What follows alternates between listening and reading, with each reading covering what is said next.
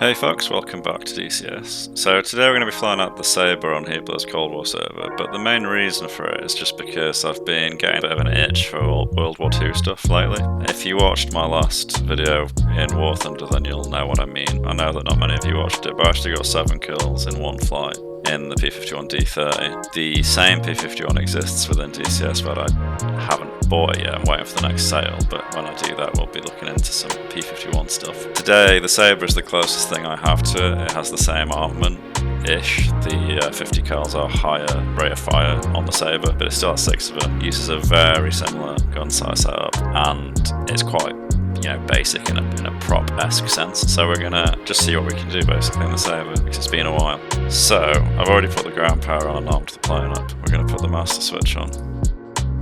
We hold the starter for a bit, and then we switch to battery.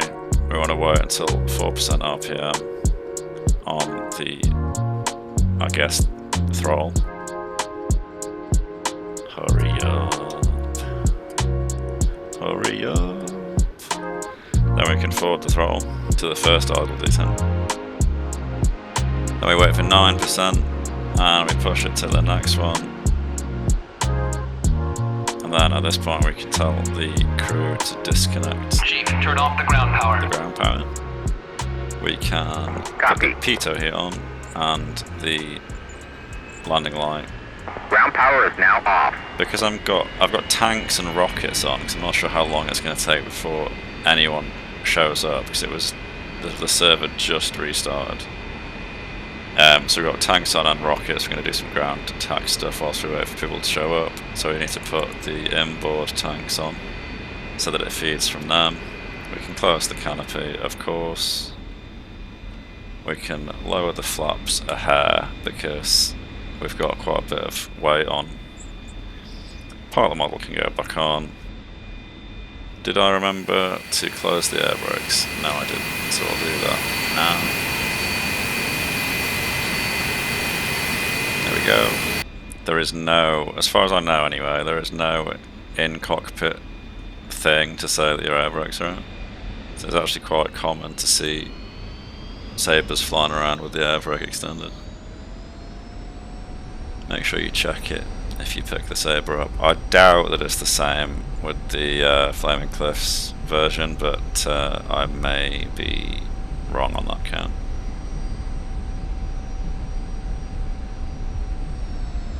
Runway looks clear.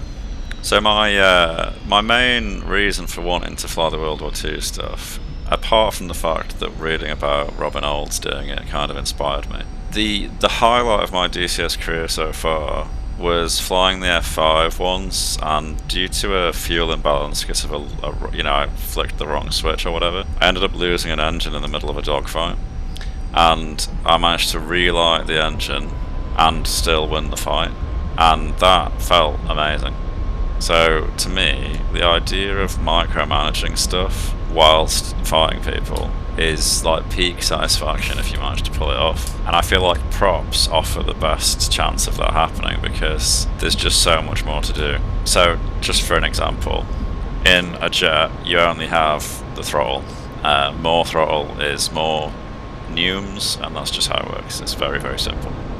In a prop, because your engine rotates, there's torque caused by that rotation, so you have to combat that. 3 days later. Kind of up for going back and giving them a go, and even though they're older, how they work actually seems more complex and more difficult. So right now I'm just scanning for ground targets in this battle sector. There is a Mirage F1. Ooh, that's ground targets found. There is a Mirage F1 coming in 20 miles away, backed up by a MiG-21. Do we have any friendlies in the area? 151. Black Knight for radio check. Not really. There is a few, but they're not really close. Yeah, you good man. Black Knight, thanks.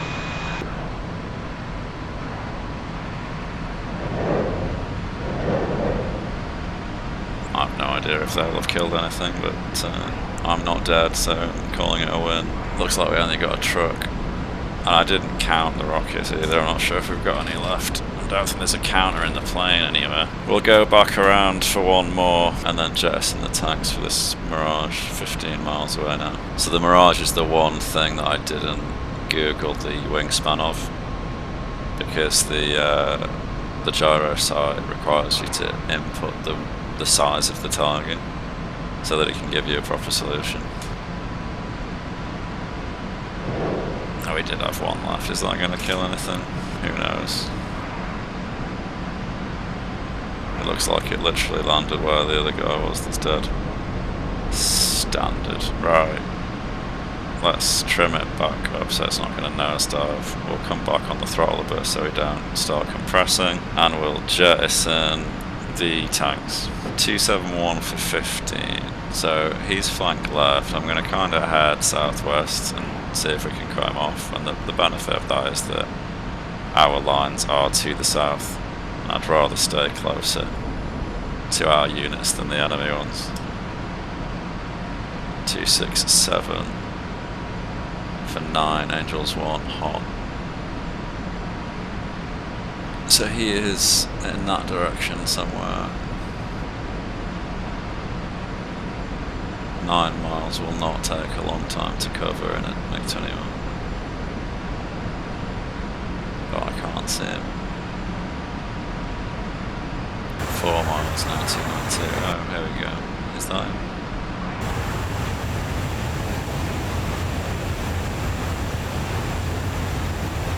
That's him. So the MiG-21's wingspan is something like 24 or 25 feet, I forget. But the gyro sight on the Sabre only lets you set a minimum of 30.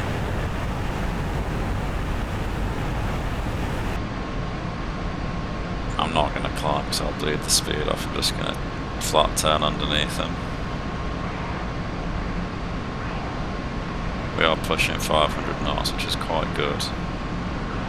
He went up, so he'll have lost some of his speed, which is also quite good. We're just maintaining 500 through this turn. He is in afterburner, so he's probably going to pull away. Unless he keeps turning. We're holding speed really well. I'm just going to cut into his turn. And because there's other people about, I might actually just kill this guy with a missile. He's off burner.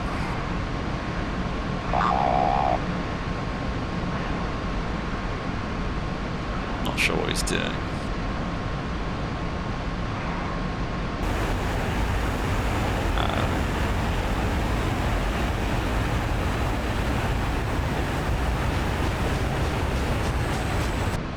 Oh, I fucking hate it when they do that shit, but at least now he's insanely slow.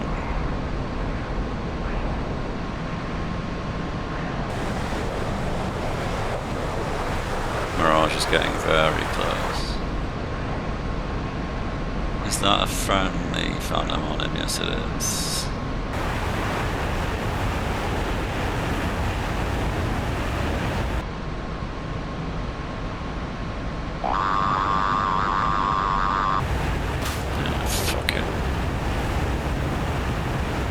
Super close. Did I get him? I actually don't know. I don't think I did. There's nothing in the feed. That's the Phantom.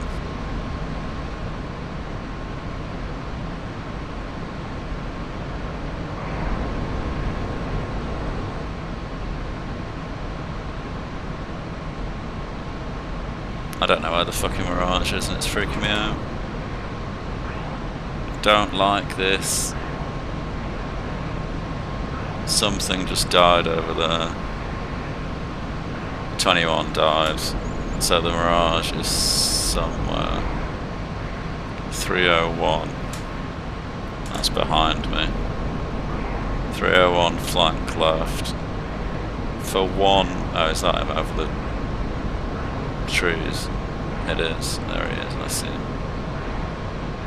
Speed's not great.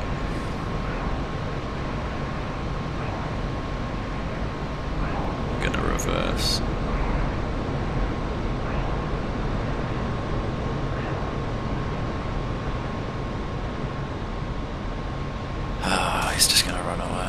That's the worst thing about the Sabre, is that it's just so much slower than anything else in this. I want to say BR range. They're not. War Thunder in me coming out. F1's turning for the Phantom. Phantom's to my right. What's my speed? 450.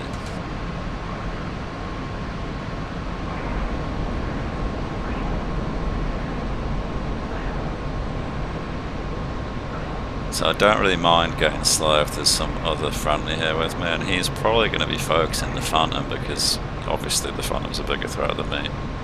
But if he's going to turn like this, then maybe not.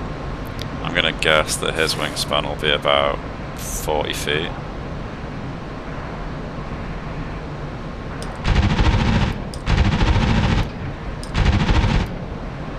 So the gyro sight actually doing me some good there. Ish.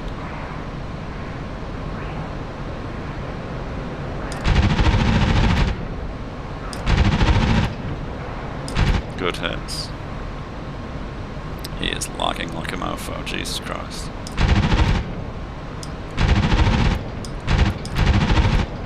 That was a pretty good hit on his cockpit.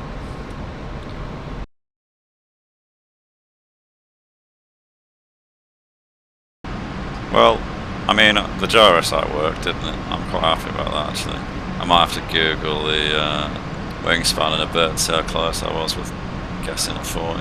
It saddens me that a Phantom flown that badly manages to do well enough to survive an engagement like that. Keeping your bags on during a fight, that's just daft. 2-2-2 for 4. That looks like a Froggy to me. 2 Froggies. What am I seeing here? That's not 2 Froggies. It looks like maybe a L39. Maybe it is 2 Froggies? It looked like one shot at the other. I'm confused. It is 2 Froggies.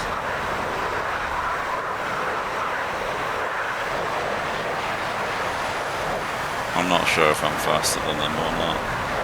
We're doing like 550 knots, which is pretty damn fast.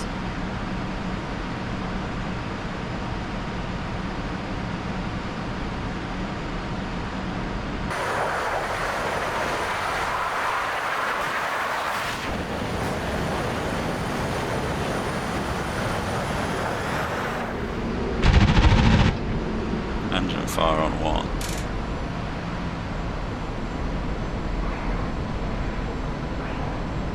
He'll be easy to spot.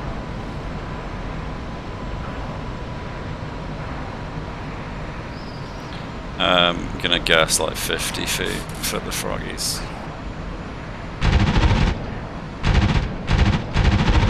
Oh yeah, fucking gyro sight for the win. Where did the other one go? Oh, okay, well the Froggy bombed himself somehow, and the F-86 crashed. Not sure how that works, but okay.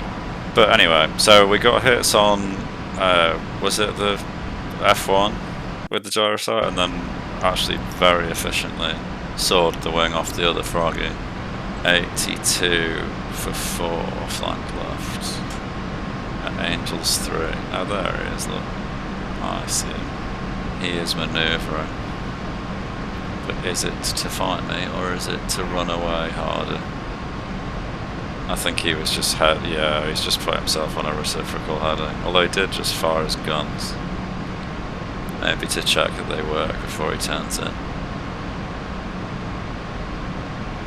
I'm gonna get some altitude. In case he knows what he's doing. He does not. Okay, well, that was anticlimactic. Let's head back to Sanaki. This thing stalls at a very low speed with flaps down, so I think we are good. I think we can manage like 120 or so knots.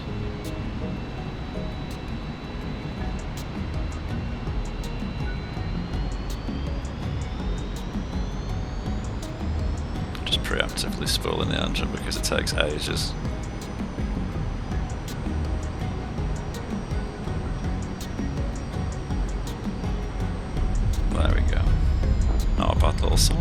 I don't think I actually did that much, but it feels like I did, so we're gonna treat it like I did.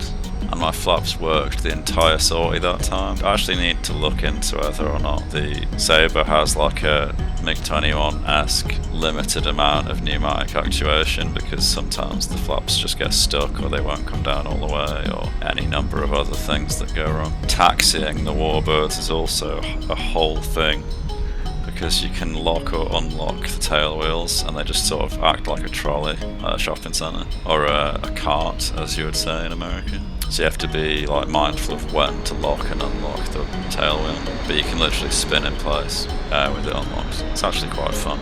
I don't actually know why I'm taxiing all the way off the runway like this. Anyway, that's going to do it for today, folks. I hope you enjoyed that video. Thanks a lot for watching. If you did enjoy it, then leave a like, a comment, all that good stuff, you know, the usual YouTube spiel. Consider becoming a member if you want to see like early access to some of this stuff. You'll get at least 24 hours before anyone else. Check out the links in the description for air models if you want to buy yourself something for your desk, or via Pimax's VR store if you want to get into VR. But that'll do it for me today, so thanks a lot for watching again, and I'll hopefully see you in the next one. Cheers.